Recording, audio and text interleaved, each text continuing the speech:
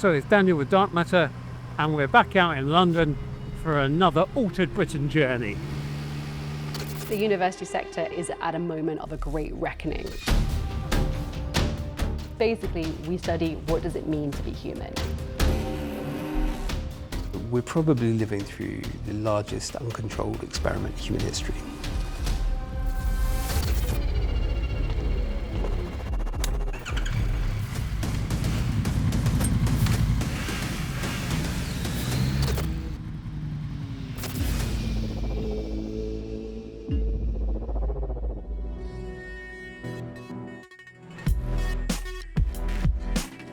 So today I'm on my way to see Jennifer Cearns.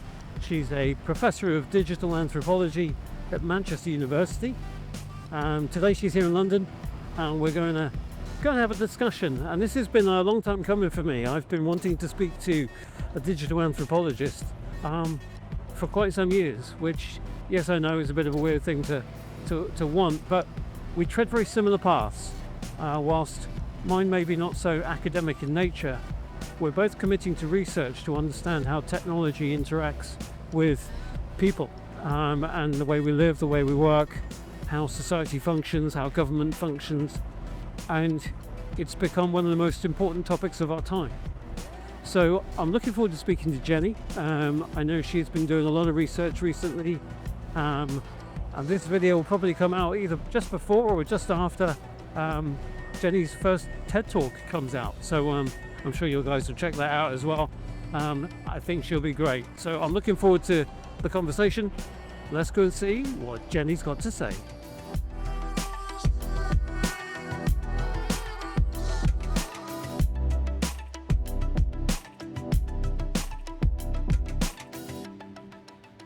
Jennifer, thank you so much for spending a bit of time with me.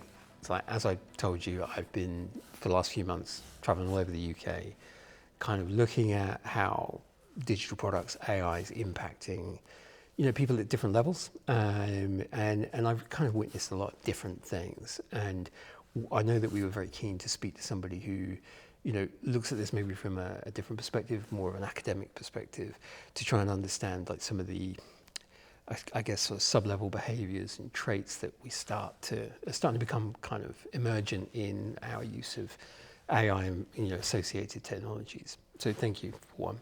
Thank you for having me. So, digital anthropology, I think, is your field of study. Mm-hmm. And it's probably worth, and we've discussed previously that anthropology is kind of very much a misunderstood discipline. And then I think when you layer on a sub-discipline of digital anthropology, how do you give the elevator pitch? For sure. Okay, so anthropology literally is the study of the human. And there are different elements of that. So that could be forensic anthropology, evolutionary anthropology, social anthropology, which is what I trained in. And as you said, digital anthropology is sort of a sub-discipline of this. But basically, we study what does it mean to be human in lots of different diverse settings and across the world. And so what I actually do day to day is I hang out with very ordinary kind of people, just observing how they actually use AI from day to day. So it's a little bit like philosophy with the people in, is what I like to say, because we still talk about big ideas, big theories, big concepts, but it's always based on kind of first-hand data that we collect by spending huge amounts of time in a place with people, observing what they do, and also doing it ourselves. We have to participate to learn from others what they're doing. Yeah, it's a softer science, I think people would often kind of It's definitely like, it usually would sit within like a social sciences faculty within a university, for sure. I think you've been kind of called upon several times probably over the last few years to help describe perhaps some of the emergent trends in our relationship with new technologies like AI. I mean, how have you seen that advance, over time? Because I teach on AI and digital technology, in some sense, I actually get to have this conversation a lot more explicitly with students. So I think the university sector is at a moment of a great reckoning as we speak, and this is not going to be resolved in the next year. In the UK specifically, we're now in a moment where students are paying a lot more than we did to go to university, and in a space where suddenly the skills they might need to have for future employability are really rapidly shifting, quicker than universities can keep up with, I think it's fair to say. And so even in thinking about how we assess our students, how we teach our students, we're all somewhat floundering right now. I'll just be honest about that. I personally always say to my students that they can use AI if they want to, but they won't get a better grade as a result because I can tell. Yeah. Of course, not everybody would necessarily be able to tell. Yeah, I think we've witnessed other people that can't tell. This is maybe very different to when I was at university. Like, I do not mark students down for spelling mistakes or grammar mistakes unless it makes it illegible. So just turning in some very polished, structurally perfect essay, that's actually not what I'm interested in. So I'm really engaging more with the ideas and the critical thinking. And that is something that I think all of my colleagues as well are trying to increasingly do. So I just say to my students, listen, whether or not you choose to do it has to be within your own ethics, but think about this critically. Think about, what do you want to use it for? Is this actually a shortcut that in the longer term, something my mum used to say, to cut your nose off to spite your face? Like, you're here to be educated and to become better, more confident versions of yourself to go into the world of work. If you take the shortcut now, is this going to help you get there? Because at some point you also have some responsibility over your education and who you want to become as a result of investing in yourself by coming to this university. So you also have part of the responsibility in shaping that. You can either get through this as quickly as possible with as minimal input as possible and just get a grade and then leave, and that's your choice, that's up to you. Or you can read every single reading and make use of every moment available to you of tutor time and come to my office and ask me questions, which a few do, but not many do. Yeah. And so I think the bigger message of, with education, with learning, with reading, is that you get what you put in holds true. And AI doesn't necessarily change that quite as much as we might all fear. I'm not sure this doesn't shock you, I was that diligent student that was in the library probably 18 hours a day. That was me. Yeah. And that is still me now, even with AI, because now I'm just still reading other things. And that was not some of my friends. For me as an educator, I find it kind of heartbreaking that I speak to a lot of my undergraduate students who, when they're being honest, say to me, I don't actually feel confident enough to write something myself. I don't feel confident that I can think the thought. And that breaks my heart. And I feel very lucky in a sense that although I am not that that's old, crazy. well, yeah, but I think because when I was a student, obviously I didn't have this available to me. Yeah. If it had been available, I'm sure I would have used it. Yeah. I would have done. Yeah. But I do also now know when I do use AI that I'm capable of getting by without it. I know I can think thoughts, I can write them down, they're more or less okay. Yeah. Life will go on. So I think that for some parts of society, in this case, younger people this is a very formative point in their education, making sure that they actually have the skills to be able to think for themselves and to make sure that they're not outsourcing, that it's sort of not replacing them, but it's helping them be more critical. That's a big challenge for all of us right now. A few months ago, I sat down and thought, what is AI and how can I define it for myself in terms of how can I think about it and how can I think about how it's impacting all sorts of social strata and different topics in relationships. And the only thing that I could come up with is that I thought that AI is a drug. And I used that in a non-illicit way, but a kind of pharmacological way. And I'm going, right, we're probably living through the largest uncontrolled experiment in human history. I think I agree with that. Chuck out a big one. I think that's where I think we're at. And then I go, okay, well, if this is by definition, a supernormal external stimulus, right? It's having an impact on us. Now, I don't know about you, but any kind of drugs I'm taking, I pretty much want to know it's been tested in a lab. And it probably comes with a little label, which tells me what the possible side effects are. The challenge I have with this at the moment is that there's no label and there's no real side effect warning because they're still emergent and we don't know where they're coming from. So my kind of raison d'etre for this whole thing is travel around and find the side effects. Because I think they're starting to appear, but education will lag behind, obviously. So it's kind of like, how do we explore some of these side effects? And I think this drug is kind of, because of what I do in industry-wise, it comes in two flavors. There is the pharmaceutical grade AI, which I would characterize by AI ethicists and practitioners who are applying models and new things to business and industry or healthcare and life sciences. That's definitely one thing. And then seemingly what we have the other side is the sort of over-the-counter version that has no real dosage recommendation, anything. It's just go bananas. And you kind of go, well, there's going to be two very different outcomes for that. But I start to question who I think AI has been made for.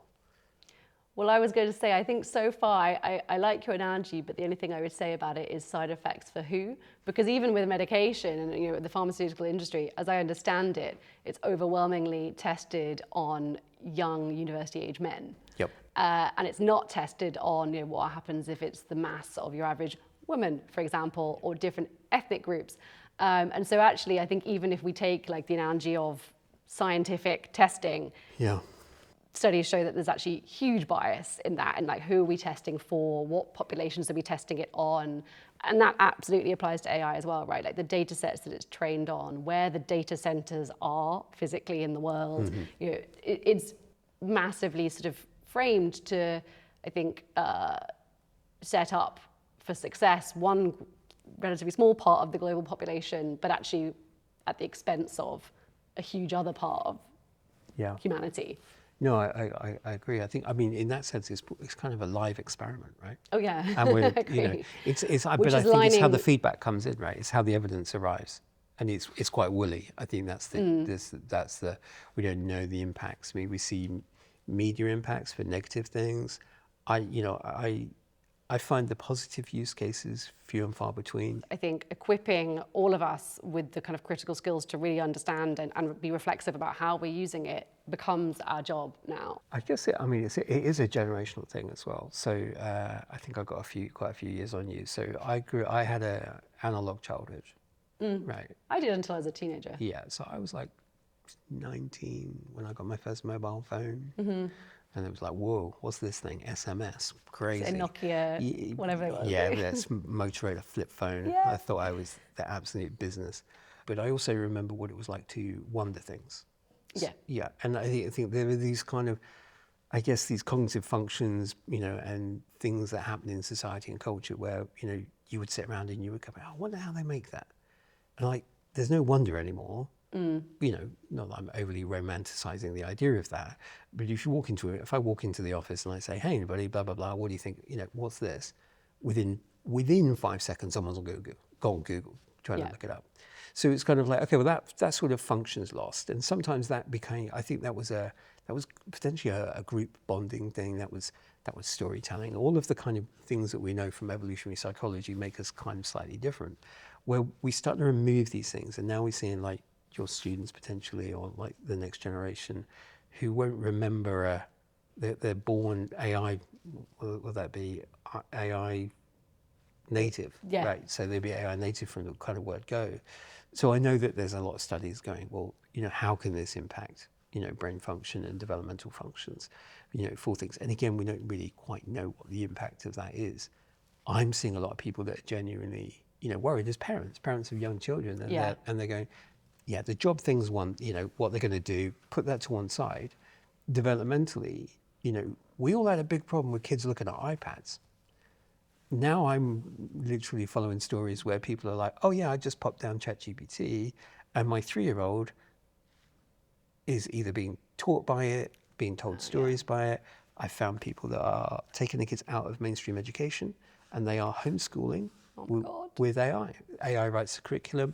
They sit down for 6 hours a day and AI takes them through that.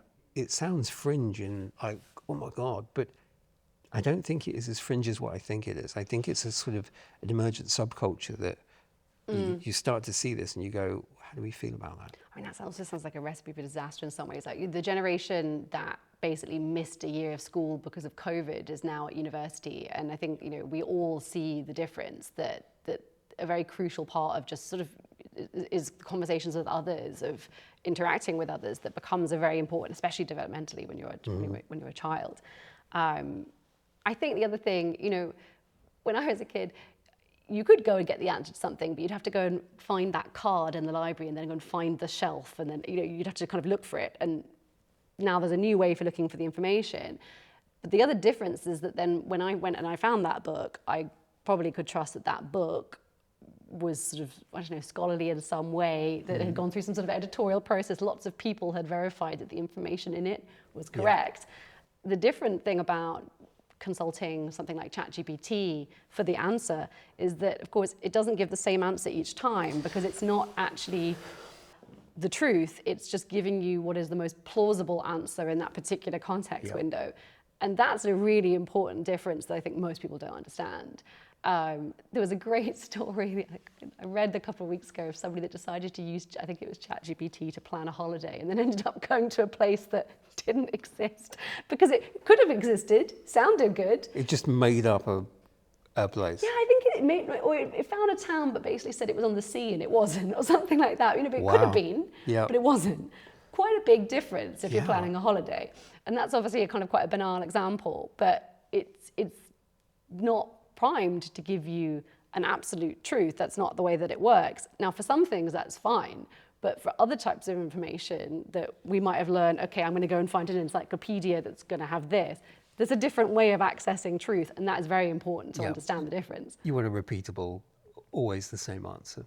I think we all see like the holes in the jailbreaks and the kind of like social media shorts of like, oh, how many R's in strawberry or something. I think that's the famous one. It keeps on going around. One of the things that we're gonna go and delve into a little bit more, and we want to go and meet people that are having different types of relationships with AI. Now, therapy is one thing. The one that everybody is a bit scared of, but also intrigued by, is obviously the romantic version of this.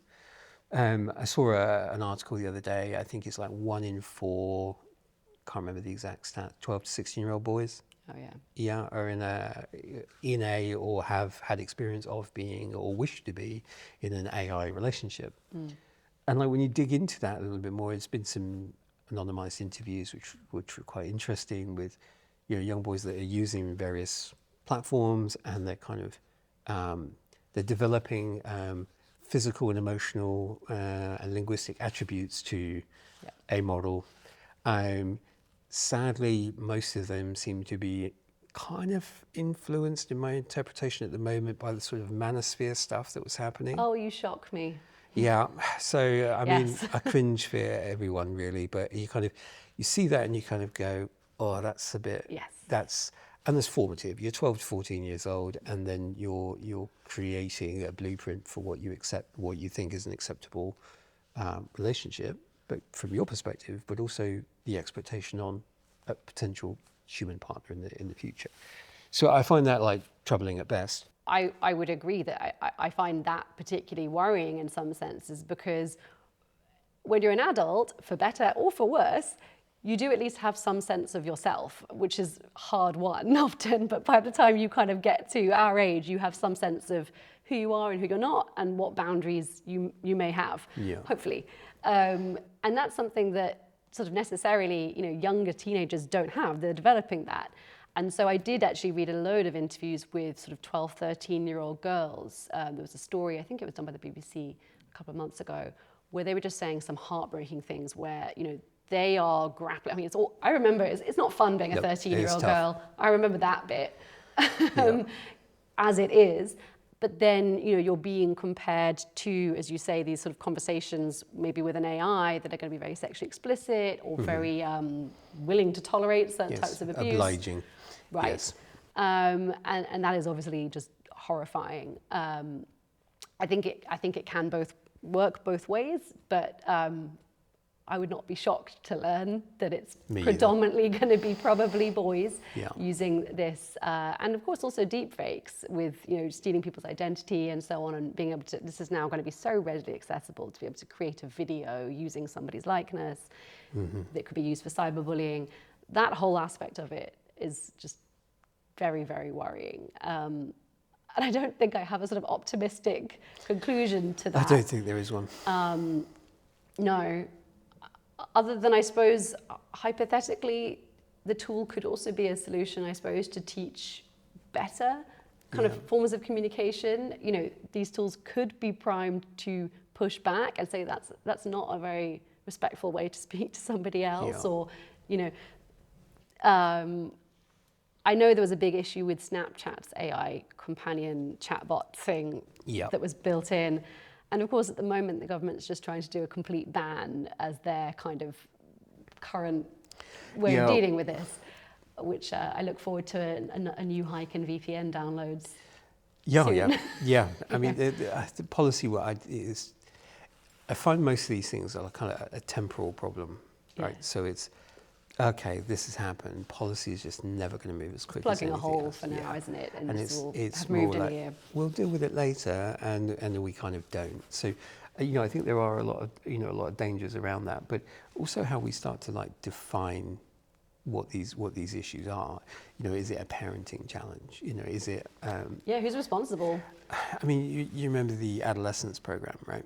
Gosh, yes. Which everyone talks about. I mean, I think I enjoyed that most for the power of film to shape social narrative, and kind of like everyone's, oh my God, did you see that? And anyone with a 14-year-old boy at that point is absolutely panicking and having a very difficult conversation. So it's interesting to see how film and media in the right approach can actually stimulate maybe a UK-wide conversation. But I still think the danger sort of persists in the fact that these tools are there and available. We're hardwired to take the shortcuts, right? And I think in most ways AI provides the ultimate shortcut. If that is to feelings of love and romance, or friendship, or sexual encounters, or helping me with my job or parenting or whatever it might be, it provides the kind of ultimate shortcut to go and do that. And I think as a human animal, I think we're predisposed to I guess burn less calories, use less brain power to go and do that. So we've kind of AI is an artifact of our own culture and the way we've developed it to make everything easier for us. Where do you think that goes? I mean, in a sense, this is one of our gifts as humans, that we are very, very good at creating tools to make our lives easier, or indeed domesticating animals to make our lives easier. If you think of dogs as a tool, a sense, or horses, domesticated animals, domesticated crops. These are also technologies, broadly understood, that we have kind of created to make our lives better in some way, freeing up our time, in this case, to then not have to go and, hunt and maybe to just do other things, if we take that analogy forwards. So I don't think it has to mean sort of at the expense of what it means to be human. Humans, something very core to the human experience is being able to harness tools to better our lives in some way. I think it's about, though, like being critically aware of how are we using this? Are we using this and then, am I using this to write an email that I'm perfectly capable of writing anyway, and then maybe not using that new time to do something that betters my life in some way? Am I using it to instead doom scroll or whatever? Well, that's maybe not advancing me. That's a great point. So it's the application of the tool. It's like the old adage about when you've got a hammer, everything's a nail, right? So it's like you just don't need to use it for everything. Like, what shall I have for dinner tonight? And you see people have these conversations with it, and and I think there's also a separation, I guess, in between understanding what the technology is, and every time you write a prompt, and for whatever reason you want to know what color a banana is, you're spooling up a huge amount of infrastructure and power and water use. And huge amount of water use. It's one of the things I say to my students is like, to write that email, this was the equivalent of however many bottles of water. So unlike some people, I'm not, maybe just because I'm very pragmatic, I don't think AI is going to get put back in its Pandora's box. It's here to stay. I use it too. I do think that we all need to have better understanding of how, if we're going to use it, we could use it in the most ethical way available to us. If we are going to use it, in the same way that, I wouldn't fly to Manchester from London, because that would be disproportionate to the need that I have of getting to Manchester when other routes are available by train, for example. So maybe by way of analogy, there are, I think, different ways of using AI. For me, at least, using AI to kind of crunch through huge amounts of data in the hope of finding some sort of cancer cure for a particular kind of glioblastoma, good use for me. That's something that people couldn't do, would spend 10,000 years trying to do. Do I need it to write an email to schedule a 10 a.m. meeting? No, I can't do that myself. That's laziness. But I've also noticed that the way people prompt is being quite different. So the way people prompt is becoming, because I still do please and thank you. Oh, bless you. Yeah, I know, but I kind That's of... nice, Yeah, though. I know, because that's the way I was brought up. I think I also But, say please a lot. yeah. I can't not really. Could you, why Might you you, be so kind as to? yeah, please help me with it. Thank you, thanks. And it's like, yeah, I think even OpenAI is like, can people stop writing Yeah, thank it's you? like an 'Cause it extra bottle of responds. water Yeah. each time or something. So you kind of, but it feels wrong to do that. But I've noticed in younger generations, it's do this, do that. But also then that bleeds through into the real world, where instead of having conversations or asking, can I have this? May I have that? It's do it. Well, they're going to have a big shock when they come into being Well, they'll be shocked with that. They'll be shocked by how older generations accept that. But amongst I think their peer group, I think that's just, it's a sort of some level of devolution of linguistic language and like how we. There's a potential.